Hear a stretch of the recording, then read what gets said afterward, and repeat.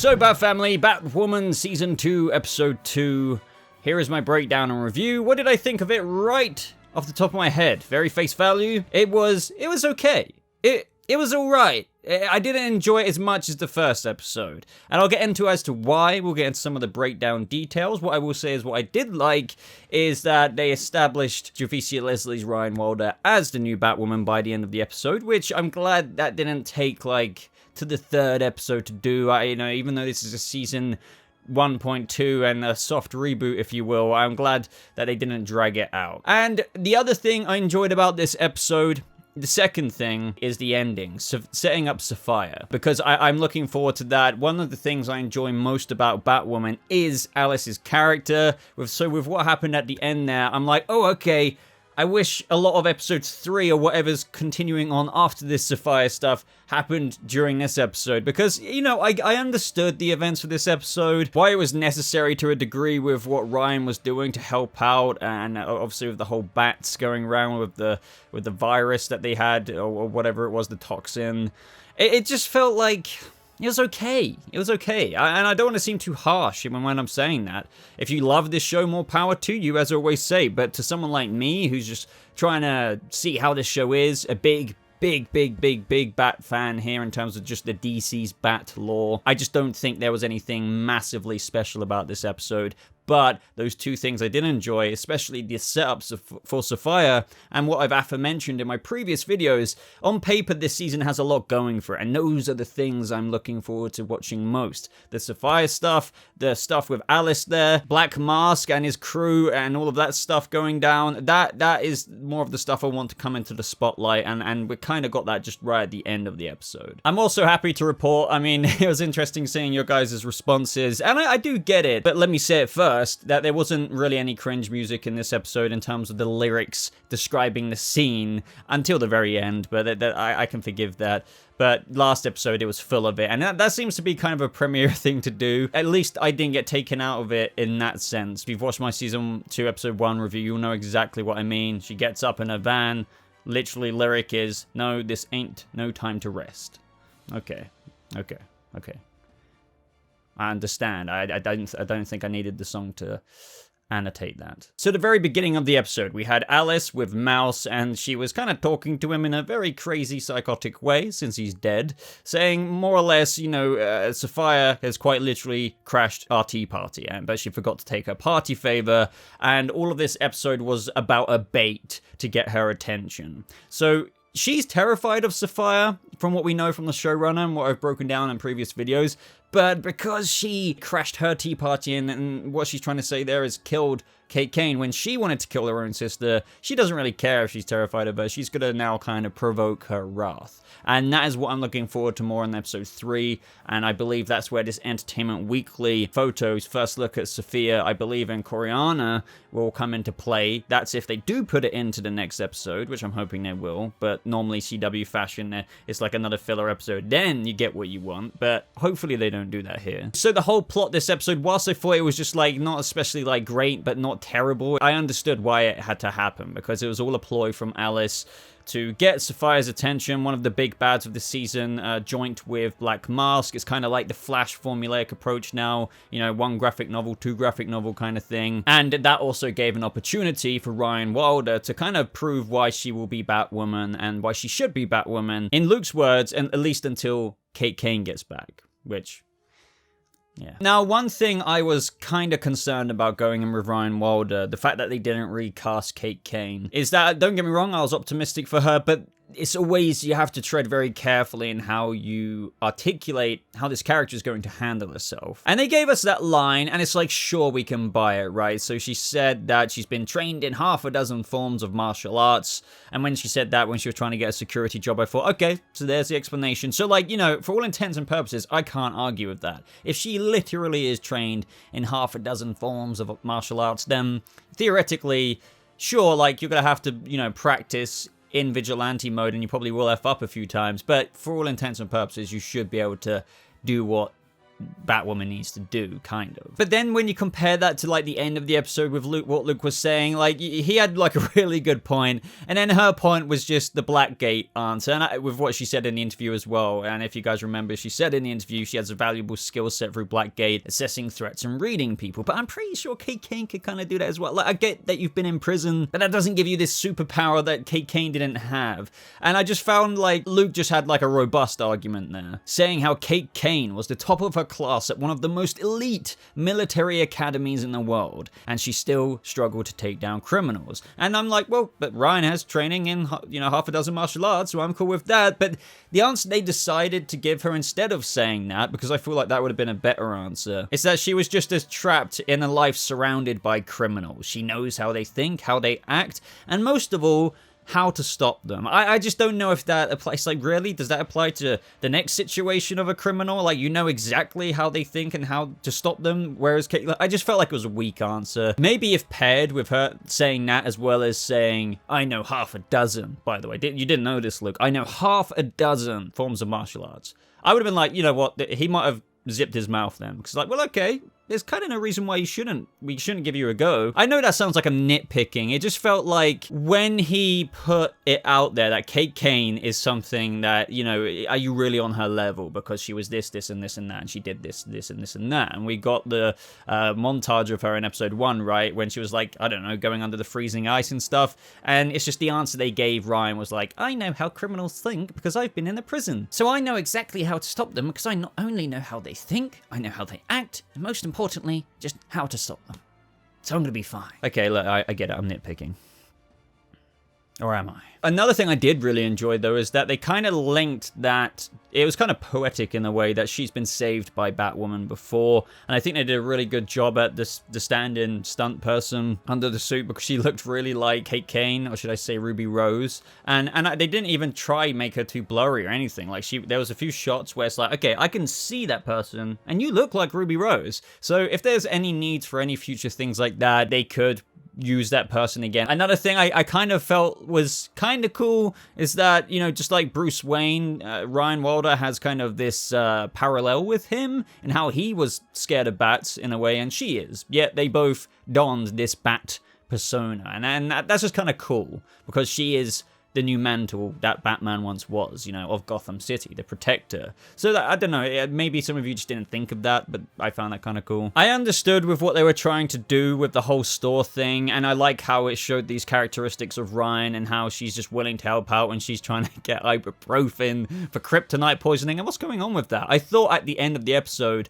where they said, oh yeah, you could put on the suit. Sorry, I'm going off on a random bit again, but when they agreed that she was going to be the new Batwoman, I thought she would then like pass out and they'd be like, oh, dun, dun, dun. Like they would need to figure out what's going on there. But I guess it's still being benched a little bit. But anyway, back on point. Ibuprofen for kryptonite poisoning. Fair enough. I guess I would try it. Why not? It seems that Sophie has already run into her a bunch of times. Just like how she was put in Blackgate before. She's not the person who committed the crime, but the blame is basically always put on her.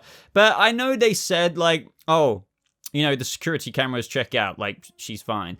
Nobody think to ask the store owner, because that store owner would know that she went in the store 2 to 5 minutes before those guys came in and looked at the ibuprofen, and he would have been able to say, oh, I'm pretty sure it wasn't her because those 2 thugs came in to mug me like a couple of minutes. Like, maybe one of you are going to say in the comments, maybe the store owner, when he got clocked around the face, is in a coma. Okay, but I just feel like things like this happen on CW shows a lot for the sake of almost a contrived thing for the plot, which, I do get because I guess they wanted to introduce that Sophie isn't aware of who this new Batwoman is, and she even says that later on when she sees her. It's like, who are you? And now, like, they also wanted to underline that they technically already know each other. So there's kind of like a semblance, like, I'm not saying in any romantic sense, but just like Kate Kane knew Sophie, Ryan Wilder knows Sophie as well, and like that's going to be interesting. For the record, again, I'm still enjoying Jacob Kane. They figured out basically that the plane was sabotaged, and they want to find the person responsible. So it's cool that Jacob is going to be on the tail of potentially Sapphire as well. Like, that's how all these characters, the web will be woven with all of them. Like, with Sapphire coming in the picture, not only is she linked to Alice, not only is she going to be linked to Jacob. I like how they're interlinking these things together. And I also like how they further explored in the episode the TV footage, in which led to the rally in Gotham, with Jacob Kane and the Crows literally shooting at Gotham's favorite new vigilante and protector. Like, that's a very bad look. And also how guilty you must feel for knowing that you're shooting more or less point blank your daughter. I do have to think, like, why aren't you just aiming for the head? But I'm just gonna take that one and put it aside. Maybe they wanted a non-lethal, like, takedown so they could arrest it. I'll give you that. But yeah, back onto point, Jacob Kane, still enjoying his character a lot. I think he's one of the best in the show combined with Alice. But this led, as I said, with the rally and Alice's plan to get Saphire's attention because she's angry that she stole her opportunity to kill her sister, to another thing that I just felt like was a bit, I just know people gonna have a go at me because it's like, you're picking out these, but it's true. So what I'm about to say right now is, when she was standing on top of that building, like, Jacob needed freaking binoculars to see her. I'm pretty sure nobody in that crowd who were also talking and clapping and going, woo, and I love you, Batwoman and stuff, none of them would have heard her. But, like, citizens of Gotham, you need, thank you for the support, but you need to get, like, you would have had to have been like, citizens of Gotham! Even then, I'm pretty sure nobody would have heard her.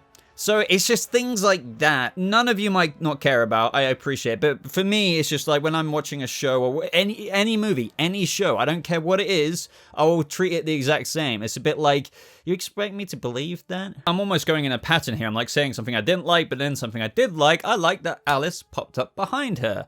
And it kind of established a new status quo, if you will, between these two characters. We already know the backstory of how they're linked, even though Alice doesn't, I don't think she's fully aware of it, but we know that Alice was there, and Ryan very much so remembers that at the time of her mother's death, so she wanted to kill her. And we all know that she didn't. She's not going to. We all know there's probably going to be a couple more moments in the season where she gets close. Ooh, drama and stuff like that, especially when Luke says, oh, Batwoman doesn't kill. So, kind of looking forward to that in the future. But I also like Alice here. Like, I like how she was taunting to Mary as well. Oh, I met the new girl.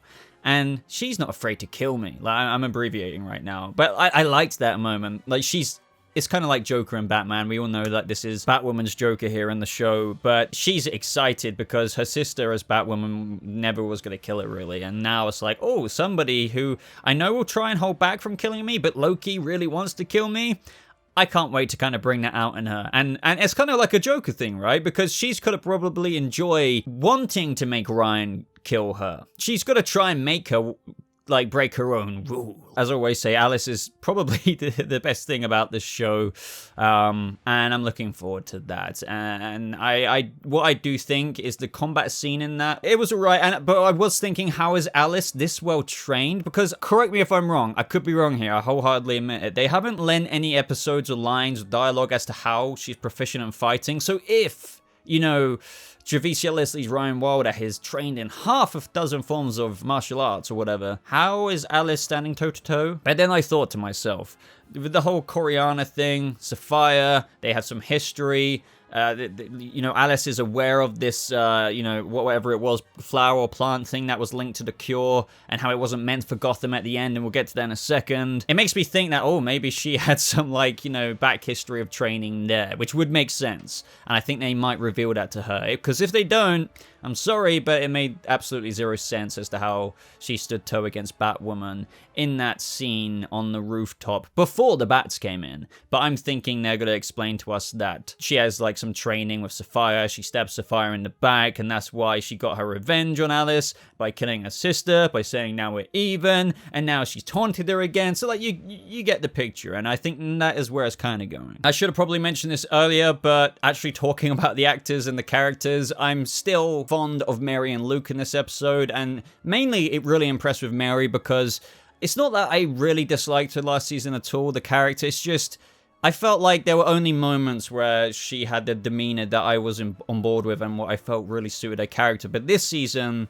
that demeanor that I subscribed to is there all the time. Now she knows about the Batcave and everything, I feel like she's the best version of herself. Luke is being Luke. I was completely fine with him not being on board, wanting to be loyal to Cade and kind of being apprehensive, but still, I'm completely on board with him. He had a few funny moments in this episode. But yeah, it's just nice that for a show that I'm really trying to give the benefit benefit of the doubt in many situations that compared to last season, I'm on board with the cast. Like, I really like Javicia this episode. I'm still really enjoying her, despite, you know, some of the criticisms I have here.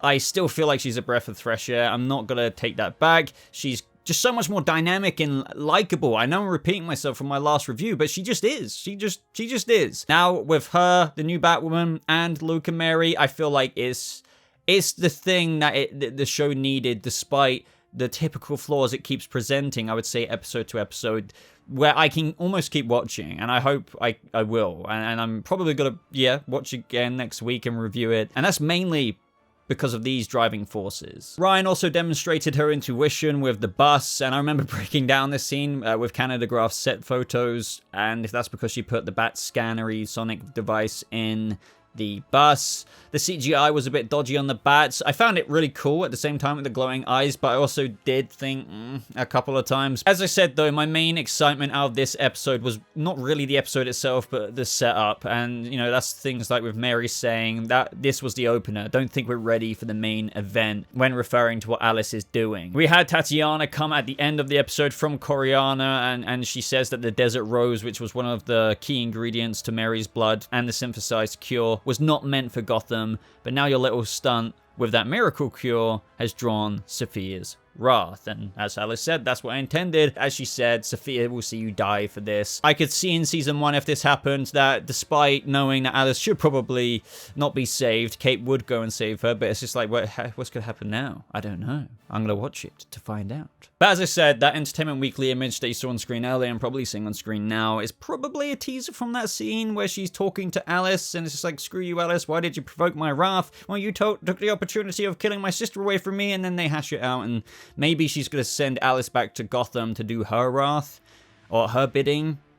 Why would Alice do that? I do not know, but as the showrunner said, she is very fearful of Sophia, and not only that, she can easily manipulate Alice. So maybe I'm on the ball there. I don't know. So the episode, I would just say it was mediocre. It was a good mediocre compared to last season. That kind of mediocre with Kate Kane was something else, but this was alright. But if you enjoyed it a lot more, I would love to know why and what this episode really did for you. But do you agree with anything I said? Or maybe you do agree with some of the points I said, like the rooftop shouting thing, or just things like that, or this, that, and the other, but you still enjoyed it a lot more than I did. I don't know. But thank you for watching, everybody. This was my Batwoman Season 2, Episode 2 review. I would definitely love to know your thoughts. And if you would like to keep hearing mine, subscribe to the channel. Like the video if you liked it, dislike it if you disliked it, why not? Follow me on the good old Twitter to hear my up-to-date regular thoughts of tweets. And I have a Discord server where you can talk to me personally outside this YouTube video comment section, and that is in the top pinned comment of the comment section down below. But anyway, thank you so much for watching. Hope you all have a lovely rest of your day, and I'll see you, Bat family, in the next video. Goodbye.